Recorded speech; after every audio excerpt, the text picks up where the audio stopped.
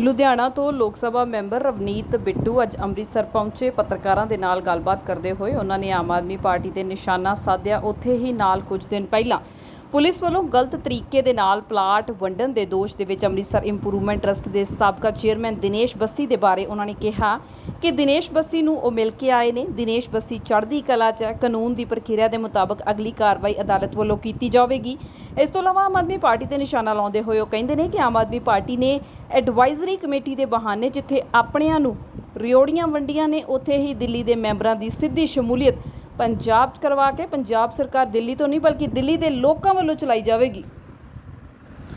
ਕਾਂਗਰਸ ਦੇ ਮੌਜੂਦਾ ਹਾਲਾਤਾਂ ਤੇ ਗੱਲਬਾਤ ਕਰਦੇ ਹੋਏ ਰਵਨੀਤ ਬਿੱਟੂ ਕਹਿੰਦੇ ਨੇ ਕਿ ਕਾਂਗਰਸ ਵਿੱਚ ਨਵੇਂ ਰੰਗਰੂਟਾਂ ਦੀ ਭਰਤੀ ਹੋ ਚੁੱਕੀ ਹੈ। ਜ਼ਬਰਦਸਤ ਟ੍ਰੇਨਿੰਗ ਦਿੱਤੀ ਜਾ ਰਹੀ ਹੈ। ਆਉਣ ਵਾਲੇ ਕੁਝ ਮਹੀਨਿਆਂ 'ਚ ਕਾਂਗਰਸ ਦਾ ਨਵਾਂ ਰੂਪ ਵੇਖਣ ਨੂੰ ਮਿਲੇਗਾ।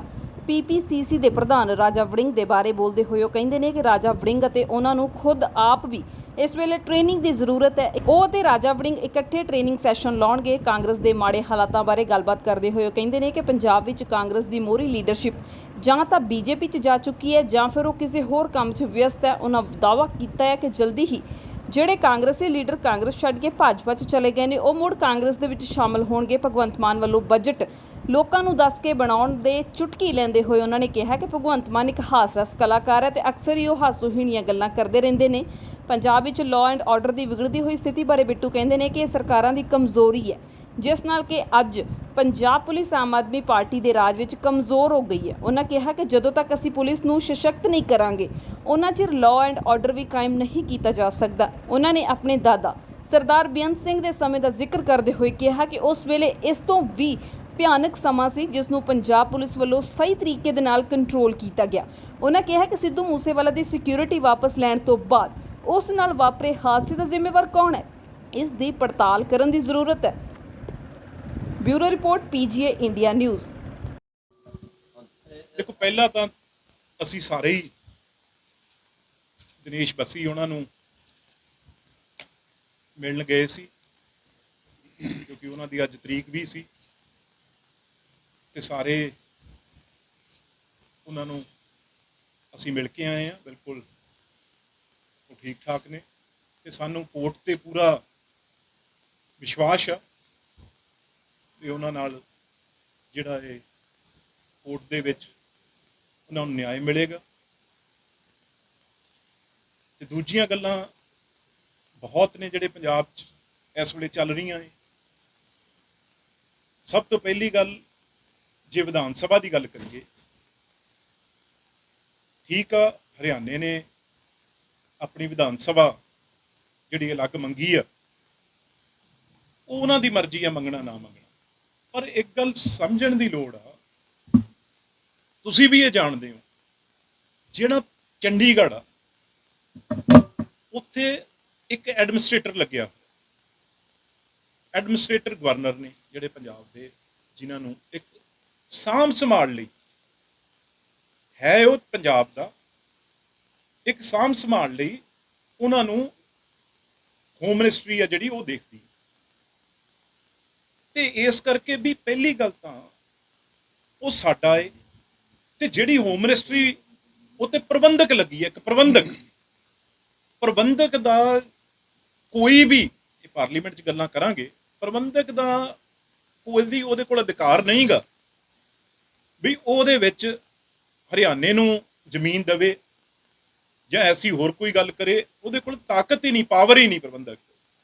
ਉਹ ਸਿਰਫ ਉਹਨੂੰ ਦੇਖ ਰੇਖ ਲਈ ਵੀ ਉਹ ਦੋਨਾਂ ਦੀ ਕੈਪੀਟਲ ਬਣਾਈ ਹੋਈ ਆ, ਉਹਦੇ ਵਿੱਚ ਸਾਂਭ ਸੰਭਾਲ ਰਵੇ, ਕਿਸ ਤਰੀਕੇ ਨਾਲ ਉਹਦਾ ਰੱਖ ਰਖਾਵ ਕੀਤਾ ਜਾਵੇ। ਇਸ ਤੋਂ ਵੱਧ ਹੋਰ ਕੋਈ ਵੀ ਉਹਨਾਂ ਕੋਲ ਪਾਵਰ ਨਹੀਂ ਗੀ। ਇਸ ਕਰਕੇ ਜੇ ਉਹਨਾਂ ਨੇ ਜੀ ਸਦਕੇ ਵਿਧਾਨ ਸਭਾ ਨਵੀਂ ਬਣਾਉਣੀ ਹੈ, ਜੇ ਇਹ ਵਿਧਾਨ ਸਭਾ ਉਹਨਾਂ ਨੂੰ ਜਿੰਨੀ ਜਗ੍ਹਾ ਨਹੀਂ ਪਸੰਦ, ਜਿੱਥੇ ਅੱਜ ਤਕਰੀਬਨ ਦੇਖ ਲਓ 60 ਤੋਂ ਕਿੰਨੇ ਸਾਲ ਹੋ ਗਏ ਜਦੋਂ ਦਾ ਵੀ ਅਲੱਗ ਹੋਇਆ ਹੈ, ਤਕਰੀਬਨ ਇੰਨੇ ਸਾਲ ਹੋ ਗਏ ਆ, 62 ਸਾਲ, ਤੇ ਉਹਦੇ ਵਿੱਚ ਕੰਮ ਚੱਲ ਰਿਹਾ। ਤੇ ਮੈਨੂੰ ਲੱਗਦਾ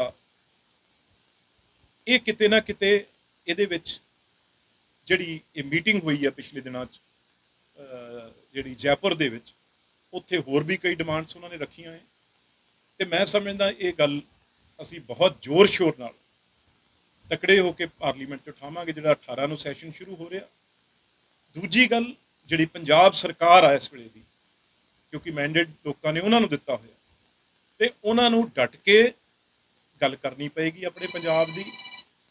ਅਸੀਂ ਸਾਡੇ ਕੋਲ ਤਾਂ ਜਿਹੜੀ ਇਸ ਵੇਲੇ ਵਿਧਾਨ ਸਭਾ ਹੈ ਉਹ ਇੱਕ ਬਹੁਤ ਹੀ ਨਮੂਨੇ ਦੀ, ਬਹੁਤ ਹੀ ਸ਼ਾਨਦਾਰ ਡਿਜ਼ਾਈਨ ਨਾਲ ਜਿਹੜੀ ਉਹ ਵਿਧਾਨ ਸਭਾ ਬਣੀ ਹੋਈ, ਤੇ ਇਸ ਕਰਕੇ ਸਾਡਾ ਨਵੀਂ ਵਿਧਾਨ ਸਭਾ ਮੰਗਣ ਦਾ ਜਾਂ ਬਣਾਉਣ ਦਾ ਕੋਈ, ਮੈਂ ਸਮਝਦਾ ਇਹ ਕੋਈ ਰਿਓੜੀ ਜਾਂ ਟੌਫੀਆਂ ਥੋੜੀ ਆ ਵੀ ਜੇ ਉਹਨੇ ਮੰਗ ਲਈ ਤਾਂ ਅਸੀਂ ਵੀ ਮੰਗ ਲਈਏ। ਇਸ ਕਰਕੇ ਸਾਡੀ ਤਾਂ ਹੈਗੀ ਆ ਤੇ ਸਾਡਾ ਚੰਡੀਗੜ੍ਹ ਤੇ ਹੱਕ ਆ। ਇਹ ਪਹਿਲੀ ਗੱਲ। ਦੂਜੀ ਗੱਲ, ਇੱਕ ਬਹੁਤ ਹੀ ਪਿਛਲੇ ਦਿਨਾਂ 'ਚ ਕਈ ਸਿੰਗਰ ਜਿਨ੍ਹਾਂ ਨੇ ਖਾਸ ਤੌਰ ਤੇ ਇੱਕ ਨੌਜਵਾਨ ਉਹ ਨਕਲੀ ਜੀ ਲੋਈ ਜੀ ਲੈ ਕੇ, ਇਹ ਬੱਚੇ ਨੇ ਜੰਮੇ ਵੀ ਨਹੀਂ ਸੀ ਉਦੋਂ ਜਦੋਂ ਹਾਲਾਤ, ਇਹ ਬੰਦੀ ਸਿੱਖਾਂ ਦੇ ਗਾਣੇ ਗਾਉਂਦੇ ਆ। ਇਹ ਸਮਝਣ ਦੀ ਲੋੜ ਆ।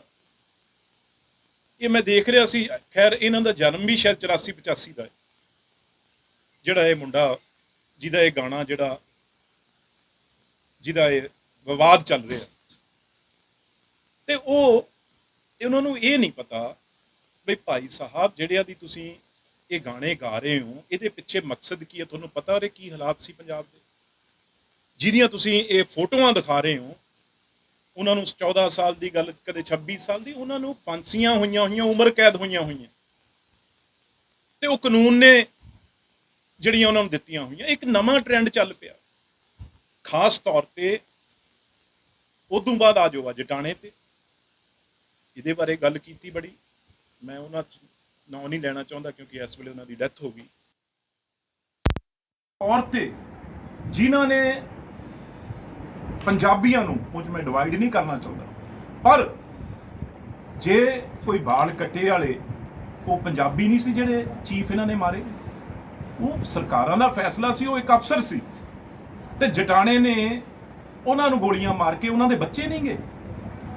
ਉਦੋਂ ਬਾਅਦ ਇਹਨਾਂ ਨੇ ਉੱਥੇ ਮਜ਼ਦੂਰ ਅੰਨ੍ਹੇਵਾਹ ਗੋਲੀਆਂ ਮਾਰ ਕੇ ਉਹ ਮਜ਼ਦੂਰ ਨੇ ਜਿਹੜੇ ਉਹ ਮਾਰੇ, ਤੇ ਤੁਸੀਂ ਉਹਨਾਂ ਦੀਆਂ ਫੋਟੋਆਂ ਲਾਉਂਦੇ ਹੋ। ਪਹਿਲਾਂ ਹਲਵਾਰੇ ਵਰਗੇ ਦੀ, ਪਹਿਲਾਂ ਇਹਦੀ ਜਿਹੜਾ ਹਿਊਮਨ ਮਮ ਸੀ ਦਿਲਾਵਰ ਸਿੰਘ ਵਰਗਿਆਂ ਦੀ। ਇਸ ਕਰਕੇ ਅੱਜ ਮੈਂ ਖਾਸ ਤੌਰ ਤੇ ਕਹਿਣਾ, ਜਿਹੜੇ ਸ਼ਹਿਰੀ ਨੇ ਸਾਡੇ, ਇਹ ਮਿਨੋਰਿਟੀ ਦਾ ਸੂਬਾ ਹੈ, ਪਰ ਇਹ ਮਿਨੋਰਿਟੀ ਸੂਬੇ ਦੇ ਵਿੱਚ ਮਿਨੋਰਿਟੀ ਸਾਡੇ ਹਿੰਦੂ ਭਾਈ ਭੈਣ ਵੀ ਨੇ, ਜਿਨ੍ਹਾਂ ਨੂੰ ਇਹ ਡਰਾਇਆ ਜਾ ਰਿਹਾ ਹੈ ਜੀ ਕੋਸ਼ਿਸ਼ਾਂ ਕਰਕੇ। ਉਹਨਾਂ ਨੇ ਕੁਰਬਾਨੀ ਇਸ ਪੰਜਾਬ ਦੀ ਅਮਨ ਸ਼ਾਨ ਲਈ, ਉਹਨਾਂ ਨੇ ਵੀ ਉਨੀਆਂ ਹੀ ਕੁਰਬਾਨੀਆਂ ਦਿੱਤੀਆਂ ਹੈ।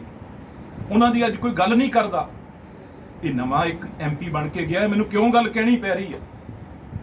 ਜਿਹੜੇ ਸਿਮਰਨਜੀਤ ਸਿੰਘ ਮਾਨ ਨੇ, ਉਹ ਇੱਥੇ ਆਏ ਨਾਲ ਦੇ ਜ਼ਿਲ੍ਹੇ 'ਚ, ਤੇ ਰੋਜ਼ ਸਪੀਚਾਂ ਕਰਦੇ ਆ ਵੀ ਜਿਹੜੀਆਂ ਮੁੱਛਾਂ ਨੂੰ ਵੱਟ ਦੇ ਲੋ, ਮੁੱਛਾਂ ਨੂੰ ਤੇਲ ਲਾ ਲੋ। ਇਹ ਮੇਰੇ ਭਰਾਵੋ, ਇਹ ਅੱਗੇ ਵੀ ਜਦੋਂ ਉਰੇ ਅੱਤਵਾਦ, ਜਦੋਂ ਇਹਨਾਂ ਨੇ ਮੁੰਡੇ ਮਰਵਾਏ ਸੀ, ਇਹ ਉਦੋਂ ਵੀ ਐਂ ਕਹਿੰਦੇ ਸੀ ਵੀ ਜੇ ਤੁਹਾਡੇ ਪੁਲਿਸ ਮੂਹਰੇ ਦਿਖਦੀ ਆ ਤੇ ਉਹਨਾਂ ਦੇ ਅੱਖਾਂ 'ਚ ਅੱਖਾਂ ਪਾ ਲਓ, ਉਹਨਾਂ ਦੇ ਮੂਹਰੇ ਮੁੱਛਾਂ ਤੋਂ ਆਪਣੇ ਨੂੰ ਵੱਟ ਦਿਓ। ਇਹ ਕਿਹੜੀ ਭਰਾ ਮਾਰ ਜੰਗ 'ਚ ਤੁਸੀਂ ਲੱਗੇ ਹੋ? ਆਪਾਂ ਕਿਹਨੂੰ, ਪਾਕਿਸਤਾਨ ਨੂੰ ਡਰਾਉਣਾ ਤਾਂ ਗੱਲ ਮੰਨੀ, ਚਾਈਨਾ ਨੂੰ ਡਰਾਉਣਾ ਤਾਂ ਮੰਨੀ, ਮੁੱਛਾਂ ਦੇ ਵੱਟ ਦਿਓ ਤੁਸੀਂ। ਪਰ ਇਹ ਨਵਾਂ ਇੱਕ ਕੰਮ ਜਿਹੜਾ ਚੱਲ ਪਿਆ, ਇੱਕ ਨਵਾਂ ਕਲਚਰ, ਕਿਤੇ ਜਟਾਣੇ ਦੀ ਗੱਲ ਕੀਤੀ ਜਾ ਰਹੀ ਹੈ, ਜਿਹਨੇ ਲੋਕਾਂ ਨੂੰ ਮਾਰਿਆ, ਪਤਾ ਹੀ ਨਹੀਂ ਅਣਗਿਣਤ ਕਿੰਨੇ ਲੋਕਾਂ ਨੂੰ ਮਾਰਿਆ। ਕਿਤੇ ਤੁਸੀਂ ਇਸ ਵੇਲੇ ਜਿਹੜੀ ਗੱਲ ਕਰ ਰਹੇ ਹੋ, ਉਹ ਇਹਨਾਂ ਨੂੰ ਫੋਟੋ ਲਾਉਣ ਵਾਲੀ ਉਰੇ ਜਿਹੜੀ SGPC ਵੱਲੋਂ ਕੀਤੀ ਜਾ ਰਹੀ ਹੈ। ਇਹ ਸਾਰੇ ਪੰਜਾਬ ਦਾ ਮਾਹੌਲ ਕਿੱਧਰ ਨੂੰ ਲੈ ਕੇ ਜਾ ਰਿਹਾ, ਇਹ ਬੜਾ ਡਰ ਆ। ਤੇ ਇਹ ਸਿੰਗਰ ਪਤਾ ਨਹੀਂ ਇਹਨਾਂ ਨੂੰ ਕਿਉਂ, ਇਹਨਾਂ ਨੂੰ ਸਮਝ ਕਿਉਂ ਨਹੀਂ, ਚੰਗੇ ਭਲੇ ਗਾਣੇ ਆਪਣੇ ਗਾਉਂਦੇ। ਕੋਈ ਤੁਸੀਂ ਜਿਹਦਾ ਸਿਰ ਪੈਰ ਆ ਉਹ ਗਾਣਾ ਗਾਓ। ਮੈਂ ਸਮਝਦਾ ਇਹਨਾਂ ਦਾ ਵੀ ਆਉਣ ਵਾਲੇ ਦਿਨਾਂ 'ਚ ਬੜਾ ਡਟ ਕੇ ਵਿਰੋਧ ਕਰਨਾ ਪਏਗਾ ਵੀ ਤੁਸੀਂ ਇੱਕ ਯਾਰ ਕ੍ਰਿਮੀਨਲ ਬੰਦੇ, ਉਹ ਕਿਹੜੇ ਤੁਸੀਂ ਉਹਨਾਂ ਨੂੰ ਬੰਦੀ ਸਿੱਖ ਬਣਾ ਲਿਆ, ਉਹਦੇ ਪਿੱਛੇ ਸਾਰਾ ਕੀ ਮਤਲਬ? ਕਿਸੇ ਨੂੰ ਇਹਦੇ ਨਾਲ ਕਿਸੇ ਨੂੰ ਕੋਈ ਨੌਕਰੀ ਮਿਲ ਜਾਣੀ ਹੈ, ਇਹਦੇ ਨਾਲ ਕਿਸੇ ਨੂੰ ਆਟਾ ਮਿਲ ਜਾਣਾ, ਦਾਲ ਮਿਲ ਜਾਣੀ ਹੈ, ਕਿਸੇ ਨੂੰ ਕੋਈ ਕੱਪੜੇ ਮਿਲ ਜਾਣੇ ਆ। ਜੇ ਚਾਰ ਉਹ ਜਿਹੜੇ ਕਾਤਲ ਨੇ ਉਹ ਬਾਹਰ ਆ ਜਾਣਗੇ, ਉਹਨਾਂ ਮਗਰ ਲੱਗੇ ਹੋਏ ਨੇ ਕੁਝ ਬੰਦੇ। ਤੇ ਐਸੀਆਂ ਤਕਰੀਰਾਂ ਜਿਹੜੀਆਂ ਕੀਤੀਆਂ ਜਾ ਰਹੀਆਂ ਏ ਸੋਸ਼ਲ ਮੀਡੀਆ ਰਾਹੀਂ, ਉਹ ਬੜੀਆਂ ਭੜਕਾਉਣ ਵਾਲੀਆਂ। ਮੈਂ ਮੰਨਦਾ ਦਿੱਲੀ ਇੱਕ ਇੱਕ ਹੋਰ ਬੜੀ ਪਿਛਲੇ ਦਿਨਾਂ 'ਚ ਮੈਂ ਹਰ ਦੇ ਮੂੰਹ ਦਿੱਲੀ ਨਾਲ ਲੜਾਈ। ਉਹ ਦਿੱਲੀ ਸਾਡੀ ਭਾਈ ਰਾਜਧਾਨੀ ਹੈ। ਉਹ ਵੀ ਦੇਖੋ, ਦਿੱਲੀ ਤੁਸੀਂ ਹਰ ਰੋਜ਼ ਜਿੰਨੇ ਵੀ ਤੁਹਾਡੇ ਵਪਾਰ ਨੇ ਦਿੱਲੀ ਨਾਲ ਚੱਲਦੇ ਆ, ਜਿੰਨੇ ਵੀ ਤੁਸੀਂ ਰੋਜ਼ 에ਅਰਪੋਰਟ ਤੇ ਜਾਂਦੇ ਹੋ, ਜਿੰਨੇ ਵੀ ਤੁਸੀਂ ਕਿਤੇ ਜਾਂਦੇ ਹੋ, ਉਹ ਹਵਾਈ ਜਹਾਜ਼ ਉੱਥੋਂ ਚੜ੍ਹਦੇ ਹੋ। ਲੜਾਈ ਕਿਸੇ ਬੰਦੇ ਨਾਲ ਹੋ ਸਕਦੀ ਹੈ, ਕਿਸੇ ਆਗੂ ਨਾਲ ਹੋ ਸਕਦੀ ਹੈ, ਕਿਸੇ ਪਾਰਟੀ ਨਾਲ ਹੋ ਸਕਦੀ ਹੈ। ਤੁਸੀਂ ਨਵੀਂ ਪਨੀਰੀ ਦੇ ਜ਼ਿਹਨ 'ਚ ਦਿੱਲੀ ਨਾਲ ਲੜਾਈ ਵਾਲੀ ਗੱਲ ਕਿਉਂ ਪਾਉਂਦੇ ਹੋ ਬਈ? ਇਹ ਸਾਡਾ ਮੁਲਕ ਆ ਹਿੰਦੁਸਤਾਨ, ਜਿਹੜਾ ਚੱਕਦਾ ਇਹ ਦਿੱਲੀ ਨਾਲ। ਦਿੱਲੀ ਕੌਣ ਆ? ਦੱਸੋ, ਸਮਝਾਓ ਮੈਨੂੰ, ਕਾਹਦਾ ਕੌਣ ਆ ਦਿੱਲੀ? ਤੁਸੀਂ ਪੰਜਾਬ, ਇਹ ਉਹੀ ਪੰਜਾਬ ਸੀ ਜਿਹਦੇ ਵਿੱਚ ਹਰਿਆਣਾ ਵੀ ਸੀ, ਹਿਮਾਚਲ ਵੀ ਸੀ, ਚੰਡੀਗੜ੍ਹ ਵੀ ਸੀ, ਇਹ ਗੁੜਗਾਉਂ ਤੱਕ ਸਾਡਾ ਪੰਜਾਬ ਸੀ। ਤੇ ਕਿਹਨੇ ਪੰਜਾਬੀ ਸੂਬਾ ਲਿਆ ਸੀ? ਕਿਸੇ ਸੈਂਟਰ ਨੇ ਤੁਹਾਨੂੰ ਦਿੱਲੀ ਨੇ ਆ ਕੇ ਨਹੀਂ ਕਿਹਾ ਸੀ, ਕਿਸੇ ਹਰਿਆਣੇ ਨੇ ਨਹੀਂ ਮੰਗਿਆ ਸੀ, ਹਿਮਾਚਲ ਨੇ ਨਹੀਂ ਮੰਗਿਆ ਸੀ। ਤੁਸੀਂ ਅਲੱਗ ਇੰਨਾ ਕੁ ਸੂਬਾ ਬਣਾ ਲਿਆ, ਆਪ ਮਾਸਟਰ ਤਾਰਾ ਸਿੰਘ ਜੀ ਹੋਣੀ, ਹੋਰ ਪੁਰਾਣੇ ਲੀਡਰ, ਤੁਸੀਂ ਇੰਨਾ ਪੰਜਾਬ ਬਣਾ ਲਿਆ, ਮੁੱਠੀ ਭਰ ਪੰਜਾਬ, ਜਿਹਦੇ ਕੋਲ ਅੱਜ ਆਪਣੀ ਰਾਜਧਾਨੀ ਨਹੀਂ। ਤੁਸੀਂ ਉਦੋਂ, ਹੁਣ ਛੋਟਾ, ਹੁਣ ਤੁਸੀਂ, ਤੁਹਾਨੂੰ ਯਾਦ ਆਉਂਦਾ ਪੰਜਾਬ। ਇਸ ਕਰਕੇ ਤੁਸੀਂ ਆਪਣੇ ਆਪ, ਜਿਹੜਾ ਰਾਜਧਾਨੀਆਂ ਦੋ ਹੁੰਦੀਆਂ ਸੀ, ਗਰਮੀ 'ਚ ਰਾਜਧਾਨੀ ਚੰਡੀਗੜ੍ਹ ਹੁੰਦੀ, ਸਿਆਲਾਂ 'ਚ ਸ਼ਿਮਲਾ ਹੁੰਦੀ ਸੀ, ਇਹ ਸੀ ਸਾਡਾ ਪੰਜਾਬ। ਹੁਣ ਤੁਸੀਂ ਉਸ ਪੰਜਾਬ ਨੂੰ ਵੀ ਤਬਾਹ ਕਰਨ ਚੱਲੇ। ਹੁਣ ਤੁਸੀਂ ਮੁੱਛਾਂ ਨੂੰ ਵੱਟ, ਲੋਕਾਂ ਦੇ ਦੋ ਮੁੱਛਾਂ ਨੂੰ ਵੱਟ ਕੇ ਤੁਸੀਂ ਦੁਸ਼ਮਣ ਦੇ ਖਿਲਾਫ। ਪਰ ਮਾਨ ਸਾਹਿਬ, ਆਹ ਕੰਮ ਨਾ ਕਰਾਓ। ਭਰਾ ਮਾਰੂ ਜੰਗ 'ਚ ਤੁਸੀਂ ਹਿੰਦੂ, ਸਿੱਖ, ਮੁਸਲਿਮ, ਈਸਾਈ ਨੂੰ ਨਾ ਲੜਾਓ। ਅਸੀਂ ਡਟ ਕੇ ਖੜਾਂਗੇ। ਜੇ ਤੁਸੀਂ ਕਿਸੇ ਨਾਲ ਐਸੀ ਗੱਲ ਕਰੋਗੇ, ਤੁਸੀਂ ਖਾਲਿਸਤਾਨ ਬਣਾਉਣ ਦੀ ਇਹ ਕੀ ਗੱਲ? ਜਲੰਧਰ 'ਚ ਅਸੀਂ ਬੱਸਾਂ ਤੇ ਜਿਹੜੀਆਂ ਅਖਬਾਰੇ ਦੀ ਖਾਲਿਸਤਾਨ ਦੀਆਂ, ਕੈਸਾ ਮਾਹੌਲ ਬਣਾ ਰਹੇ ਹੋ? ਇਹਨੂੰ ਡਟ ਕੇ ਰੋਕਾਂਗੇ। ਇਹ ਪੰਜਾਬ ਆ, ਸਾਰਿਆਂ ਦਾ ਪੰਜਾਬ ਆ। ਤੁਸੀਂ ਦੁਬਾਰਾ ਉਹ ਦੌਰ 80-90 ਦਾ ਨਾਂ ਲੈ ਕੇ ਆਓ ਰੱਬ ਦੇ ਵਾਸਤੇ। ਇਹ ਸਾਰੀਆਂ ਜਿਹੜੀਆਂ ਪਿਛਲੇ ਗੱਲਾਂ ਹੋ ਰਹੀਆਂ, ਚਾਹੇ ਆ ਟਕੇ ਦੇ ਆ ਜਿਹੜੇ ਸਿੰਗਰ ਨੇ, ਇਹਨਾਂ ਨੇ ਜਿਹੜੇ ਆ ਗਾਣੇ ਗਾ ਕੇ ਮਾਹੌਲ ਖਰਾਬ ਕੀਤਾ ਹੈ, ਚਾਹੇ ਇਹ ਜਿਹੜੇ ਟੈਰਰਿਸਟ ਨੇ, ਜਿਹੜੇ, ਮੈਂ ਤਾਂ ਹੈਰਾਨ ਆ, ਜਾਂ ਤਾਂ ਇਹ ਡਰਦੇ ਆਪ ਨੇ ਉਹਨਾਂ ਤੋਂ। ਕਿਸੇ ਚੰਗੇ ਬੰਦੇ ਦੀ ਵੀ ਤਸਵੀਰ ਲਾ ਲਓ, ਕਿਸੇ ਚੰਗੇ ਪੰਜਾਬੀ ਨੇ ਜਿਹੜੇ ਦੁਨੀਆ 'ਚ ਨਾਂ ਬਣਾਇਆ, ਉਹਨਾਂ ਦੀਆਂ ਤਸਵੀਰਾਂ ਲਾ ਲਓ। ਜਿਹਦਾ ਹੱਥ ਖੂਨ ਨਾਲ ਭਿੱਜੇ ਹੋਏ ਆ, ਉਹਦੀਆਂ ਤੁਸੀਂ ਤਸਵੀਰਾਂ ਲਾਉਣੀਆਂ। ਕੀ ਸਿੱਖਿਆ ਦੇ ਰਹੇ ਹੋ ਤੁਸੀਂ ਨੌਜਵਾਨਾਂ ਨੂੰ? ਫਿਰ ਕਹਿੰਦੇ ਹਿਸਟਰੀ ਸਾਡੀ ਬਦਲਣੀ। ਹਿਸਟਰੀ ਤੁਸੀਂ ਬਦਲ ਰਹੇ ਹੋ। ਇਹ ਇਹੋ ਜਿਹੇ ਬੰਦਿਆਂ ਨੂੰ ਜੇ ਤੁਸੀਂ ਹਾਈਲਾਈਟ ਕਰੋਗੇ ਤਾਂ ਸਾਡਾ ਪਾਰਟੀਬਾਜ਼ੀ ਦੀ ਗੱਲ ਨਹੀਂ ਗਈ। ਗੱਲ ਇਹ ਆ ਵੀ ਕਿਹੋ ਜਿਹਾ ਭਵਿੱਖ ਤੁਸੀਂ ਦਿਖਾ ਰਹੇ ਹੋ। ਇਹਦਾ ਮਤਲਬ ਤੁਸੀਂ ਹੀਰੋ ਬਣਾ ਰਹੇ ਹੋ ਜਿਹੜਾ ਬੰਦੂਕਾਂ ਚੱਕ ਕੇ ਬੰਦਿਆਂ ਨੂੰ ਮਾਰੇ ਤੇ ਮੁੜ ਕੇ ਉਹਨੂੰ ਕਾਨੂੰਨ ਦੇ ਜਕੜਿਆਂ 'ਚ, ਪਿੰਜਰਿਆਂ 'ਚ ਉਹ ਆ ਜੇ। ਇਹ ਤੁਸੀਂ ਪੰਜਾਬੀ ਨੂੰ ਬਣਾਉਣਾ ਚਾਹੁੰਦੇ ਹੋ। ਇਹ ਸਿਮਰਨਜੀਤ ਮਾਨ ਕੰਪਨੀ, ਜਿੰਨੇ ਵੀ ਉਹਦੇ ਨਾਲ ਦੇ ਆ, ਸਭ ਮਸ਼ਟੰਡੇ ਇਕੱਠੇ ਹੋਏ ਆ, ਜਿਨ੍ਹਾਂ ਨੂੰ ਕੋਈ ਸਮਝ ਨਹੀਂ, ਕੋਈ ਮੈਂਡੇਟ ਨਹੀਂ ਕਿਸੇ ਦਾ। ਪਰ ਹਰ ਜਗ੍ਹਾ ਹੁੱਲੜਬਾਜੀ ਕਰਕੇ ਅਗਲਾ ਕਹਿੰਦਾ ਯਾਰ ਕਿਉਂ ਮੂੰਹ ਲੱਗਣਾ ਇਹਨਾਂ ਦੇ। ਇਸ ਕਰਕੇ ਬੜਾ ਬਚਣ ਦਾ ਸੈਂਸਿਟਿਵ ਇਸ ਵੇਲੇ ਪੰਜਾਬ 'ਚ ਮਾਹੌਲ ਆ। ਕਿਸ ਤਰੀਕੇ ਨਾਲ ਗੈਂਗਸਟਰ ਪੰਜਾਬ ਦੇ ਵਿੱਚ ਫਿਰ ਰਹੇ ਆ। ਇਹ ਇਕੱਠੇ ਹੋ ਗਏ ਨੇ ਜਿਹੜੇ ਖਾਲਿਸਤਾਨੀ ਤੇ ਇਹ ISI ਤੇ ਗੈਂਗਸਟਰ ਇਸ ਵੇਲੇ ਇਕੱਠਾ ਕੰਮ ਕਰ ਰਹੇ ਆ। ਪਹਿਲਾਂ ਹੀ ਜਿਹੜਾ ਬਾਰਡਰ ਅੱਗੇ ਫੈਂਸਿੰਗ ਸੀ, ਇਸ ਵੇਲੇ ਫੈਂਸਿੰਗ ਦਾ ਕੋਈ ਕੰਮ ਨਹੀਂ ਰਹਿ ਗਿਆ। ਡਰੋਨ ਸਿੱਧੇ ਜਿਹੜੇ ਉਹ 56 ਕਿਲੋ ਜਿਹੜਾ ਉਹ RDX ਜਾਂ ਵੱਖ-ਵੱਖ ਟਿਫਨ ਬੰਬ ਜਾਂ ਇਹ ਲਾਂਚਰ ਉਹ ਲੈ ਕੇ ਆ ਰਹੇ ਆ। ਉਹ ਜ਼ਿੰਮੇਵਾਰੀ ਹੈ ਸਾਡੀ ਰੋਕਣਾ। ਪਹਿਲਾਂ ਗੈਂਗਸਟਰ ਨੇ ਜਿਹੜੇ ਵਾਰਦਾਤਾਂ ਇਸ ਵੇਲੇ, ਕਿਉਂਕਿ ਦੂਜੇ ਪਾਸੇ ਸਖਤ ਸਰਕਾਰ ਆ ਤੇ ਉਹਨਾਂ ਤੋਂ ਭੱਜ ਕੇ ਪੰਜਾਬ 'ਚ ਆ ਕੇ ਵਾਰਦਾਤਾਂ ਕਰਨ ਲੱਗ ਗਏ। ਨਵੇਂ DGP ਬੜੇ ਨੇ, ਮੈਨੂੰ ਆਸ ਆ ਬੜੀ, ਜਿਸ ਤਰੀਕੇ ਨਾਲ ਉਹਨਾਂ ਨੇ ਕੰਮ ਸ਼ੁਰੂ ਕੀਤਾ।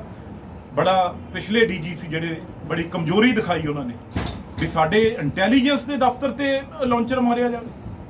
ਕਾਹਦੀ ਸਾਡੀ ਸਰਕਾਰ ਆ?